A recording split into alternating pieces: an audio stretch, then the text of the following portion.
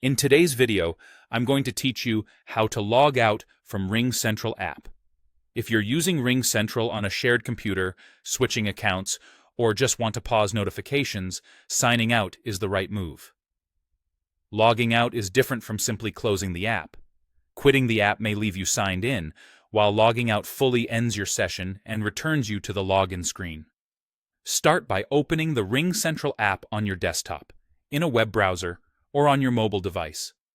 Give it a moment to load your recent messages and calls. If you're on a computer or using the web version, look toward the left-hand navigation panel or the top right corner for your profile area. This is usually your profile photo, your initials, or a small account icon. On mobile, you'll typically find your profile icon at the top of the screen. Tap or click that to open your account and settings menu.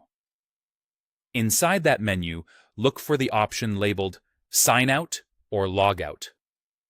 On desktop and web, this is commonly listed near the bottom of the account or profile dropdown, and in some layouts, you'll see it in the left navigation pane under your account name. On mobile, the wording is the same and appears within the Profile or Settings section. Go ahead and select Sign Out. If you're prompted to confirm, choose the Confirm option. The app will close your session and take you back to the login screen. That's your confirmation that you're fully logged out. If you were in the middle of a call or composing a message, make sure to finish or save first, as logging out can stop those activities. After you log out, notifications will no longer be delivered to that device until you sign back in. A few quick tips can make this smoother. If you don't immediately see the Sign Out option, try expanding the app window so the full menu is visible, or click directly on your profile photo or initials to reveal the correct menu. Keeping your app up to date helps too, since menu locations may shift slightly between versions.